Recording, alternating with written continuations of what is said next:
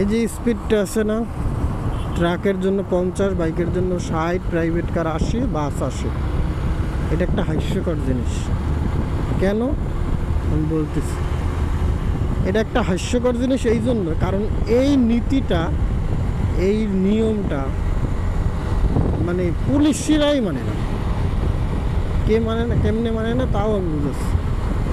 এই যে এক্সপ্রেস ওয়েতে, তারপর এই 300 ফিটে যে পুলিশরা দাঁড়ায় না, যারা স্পিড গান নিয়ে দাঁড়ায়, ওনারা নিজেরা এটা মানে না। কারণ কোনো বাইকেরই সাইডের উপরে গেলে মামলা দেয় না। এমনকি তারা, কালকে এক পুলিশের কথা শুনতেছিলাম যে উনি বলছে যে আমরা 90 পর্যন্ত আমরা ছাড় দিই, কারো স্পিড যদি 90 থাকে সেটাও আমরা ছাড় দেই। কিন্তু উন্নত বিশ্বে সাধারণত যেখানে 80 স্পিড ওখানে 85 পর্যন্ত ছাড় দেওয়া হয়, আর বাকিগুলোয় মামলা দেওয়া হয়। 85 ক্রস করলে মামলা দেওয়া হয়, কারণ 1-2 এদিক সেদিক এটা হয়ে যাবেই ভাই, এটা কিছু করতে পারবেন না।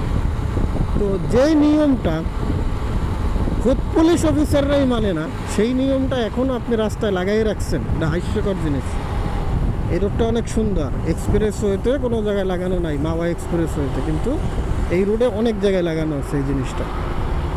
এই ইয়াটা, সাইনবোর্ডটা অনেক জায়গায় লাগানো যে বাইকের জন্য স্পিড 60।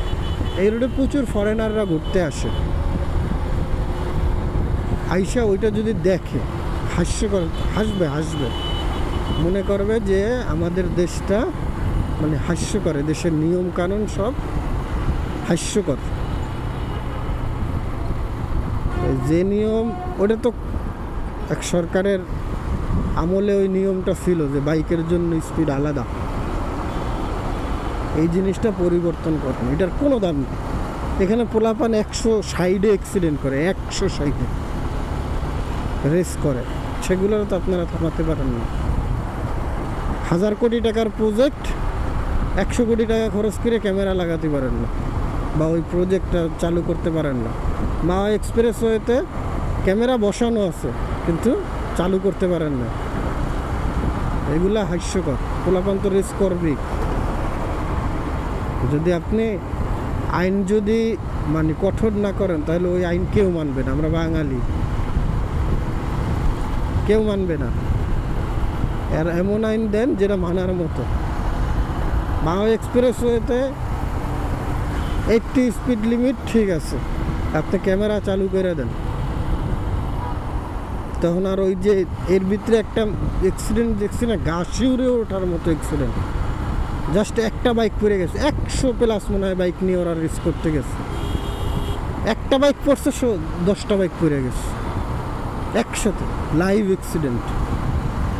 লাইভ, একটার পর একটা গাড়ি ওর গাড়ির সাথে বাড়ি খেয়ে পড়তেছে, তারপরে আবার যে গাড়িগুলো পড়তেছে ওইগুলোর সাথে আবার বাড়ি খেয়ে পড়তেছে।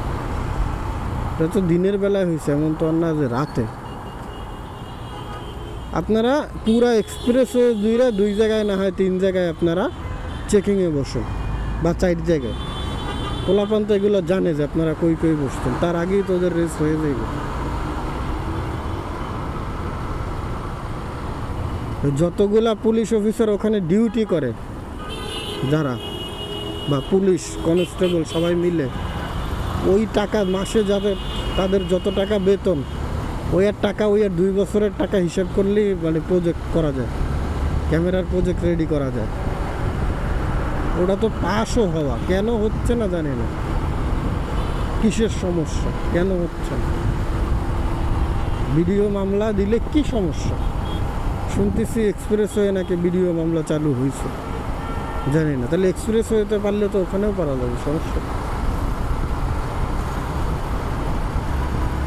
আইনের খালি প্রণয়ন আছে, কোনো প্রয়োগ নেই। ওই যে দেখেন না, ওই লেখা আছে হর্ন বাজানো নিষেধ, সবাই হর্ন বাজায় এখানে। কেউ মানে না, এই এলাকা কেউ মানে না। মেলা 2-3টা ভিডিও বানাইছে এ নিয়ে, কোনো খালি হর্ন নিষেধ বইলে রাইখা দিচ্ছে শেষ।